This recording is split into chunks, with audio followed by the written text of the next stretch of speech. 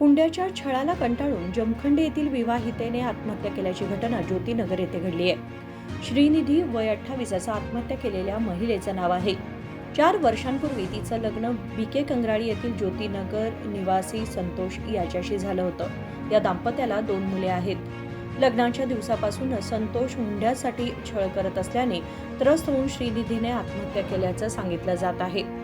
लग्नानंतर पती संतोष, सासू सुधा तसेच नातेवाईक संजना, प्रवीण सूर्यवंशी आणि श्रद्धा महेश हे सर्वजण हुंड्यासाठी दबाव टाकून मानसिक व शारीरिक छळ करत होते असा आरोप करण्यात आलाय.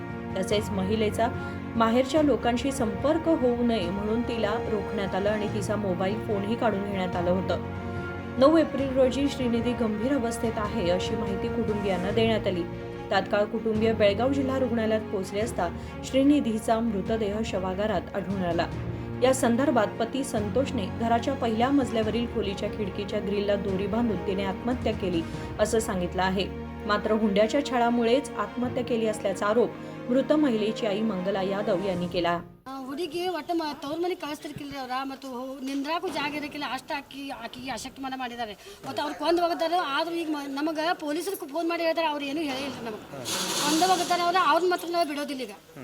ಅಷ್ಟಂತೂ ಮಾಡಾಕನೇ ಬೇಕು, ಅವ್ರನ್ನ ಬಿಡೋದನೇ ಇಲ್ಲ. ಯಾಕಂದ್ರೆ ನಮಗೆ ಏನೂ ಅವ್ರ ಕಾಂಟ್ಯಾಕ್ಟೇ ಇಲ್ಲ ರೀ. ನಮ್ಮ ಹುಡುಗಿ ಕೈಯಾಗಿಂದ ಫೋನ್ ಕಸ್ಕೊಂಡವ್ರು, ಅವ್ರ ಅತ್ತಿ ಫೋನ್ ಮ್ಯಾಗಿಂದ ನಮಗೆ ಮಾತಾಡೋಕೆ ಹಚ್ತಿದ್ರು. ಆದರೂ ಈಗ ಒಂದು 3 ತಿಂಗಳಾಯ್ತು ಅವ್ರ ಅವನ ಜೊತೆನೂ ಮಾತಿಲ್ಲ, ತಂಗಿ ಜೊತೆನೂ ಮಾತಿಲ್ಲ.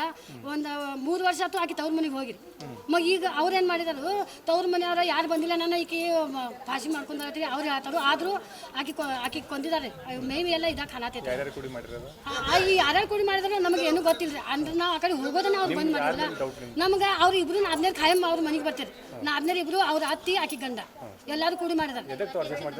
ಎದಕ್ಕಂದ್ರೆ ಆಕಿಗೆ ಬಂಗಾರ ಇಷ್ಟ ಯಾಕೆ ಕೊಟ್ಟಿದ್ರು, ಹೆಚ್ಚಿಗೆ ಬಂಗಾರ ಕೊಡ್ಬೇಕು. ಮತ್ತೆ ಈಗ ಯಾಕೆ ಮಾಡತ್ತಾರ, ಮಾಡ್ಬೇಕಾದ್ರೆ 5 ವರ್ಷ ಹಿಂದೆ ಮಾಡ್ಬೇಕಲ್ಲ. ಈಗ ಅದನ್ನೆಲ್ಲ ತಕ್ಕೊಂಡ ಆಕಿಗೆ ಒಳಗಿಂದ ಒಳಗೆ ಇದು ಮಾಡ್ತಾರೆ.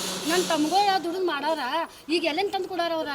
ಅದಕ್ಕೆ ಆಕೆ ನಮಗೆ ಹೇಳೋದ ಇದ ಮಾಡ್ತೀವಿ, ನಾ ಚಲೋ ಅದೇನವ ಅಂತ ಹೇಳ್ತೀವಿ. ಆಕೆ ಈಗ 5ನೇ ವರ್ಷ ಚಾಲು ಐತ್ರಿ. 2 ಮಕ್ಕಳು ಇದಾರೆ, ಒಂದು ಗಂಡು ಮಗು ಒಂದು ಹೆಣ್ಣು ಮಗು.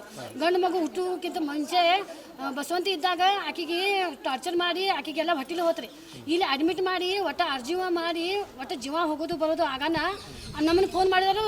ನಾವು ಆ ಕಡೆ ತಗೊಂಡು ಹೋದಿದ್ವಿ. ಅಲ್ಲಿ ಓದಿ ಇಟ್ಕೊಂಡು 3 ತಿಂಗಳು ಇಟ್ಕೊಂಡು ಆಕಿನ ಚಲೋ ಮಾಡಿ ಮತ್ತೆ ಈ ಕಡೆ ಕಳಿಸಿದ್ವಿ.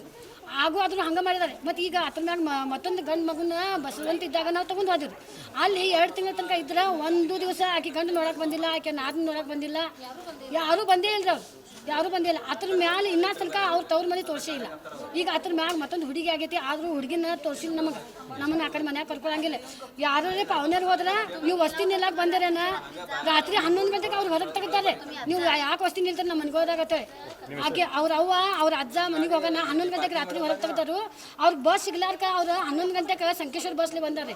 ನಾನು ನಮ್ಮ ನನ್ನ ಹೆಸರು ಸುಧಾ ಮಾನೆ ಅಂತ ಸಂಕೇಶ್ವರ. ಆಡಿದ ಮಗ ನಾವು ಮೊಮ್ಮಗಳಿಗೆ ಬಿಡಾಕ ಬಂದಿದ್ದೆವು. ಬಿಡಾಕ ಬಂದ್ರೆ ಹೇಳ್ರಿ ಇಲ್ಲಿ ಗಾಡಿ ನಮ್ಗೆ ಜಮ್ಕಂಡು ಬರೋಕೆ ಲೇಟ್ ಆಯ್ತು. ಇಲ್ಲಿ 7:30 ಗಂಟೆಗೆ ಇಲ್ಲಿ ಬಂದು ಇಲ್ಲಿ ಬಂದು ರಿಕ್ಷಾ ಮಾಡ್ಕೊಂಡು ಮನೆಗೆ ಹೋದ್ವಿ. ನಾವು ಹೋದ್ಮ್ಯಾಗ ಏನಾದ ಹುಡುಗಿನ ಅಟ್ಟು ಒಳಗೆ ತೊಗೊಂಡ್ರು. ನಮಗೇನಂದ್ರು ನಮ್ಮ ಹುಡುಗಿ ಅವಾಗ ಮತ್ತು ನನಗೆ ನಮ್ಮ ಮುತ್ಯಾನ ಆಗ್ಬೇಕು ಹುಡುಗಿಗೆ. ಅವ್ರೇನಂದ್ರೆ ನಮ್ಮಲ್ಲಿ ಪದ್ಧತಿ ಇಲ್ಲ,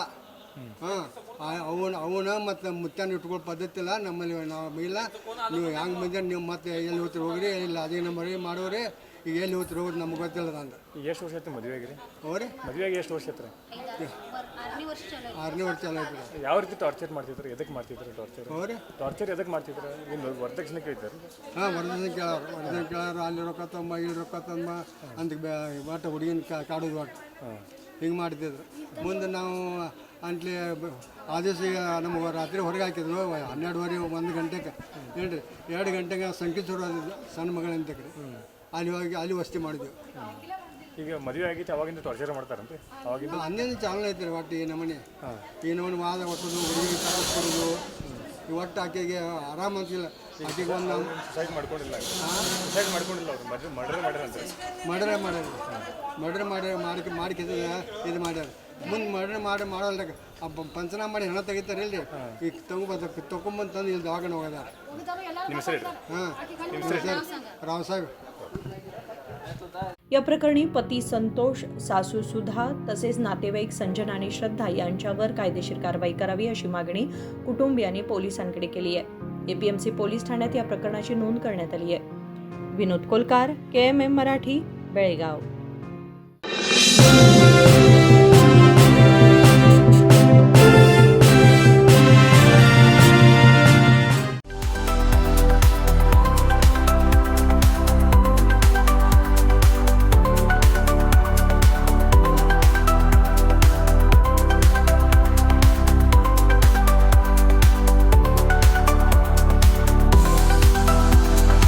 आदर्शा ड्रेस सर्कल केवल पुरुषों के लिए लाए हैं ब्रांडेड शर्ट्स, टी-शर्ट्स और जीन्स की नवीनतम रेंज।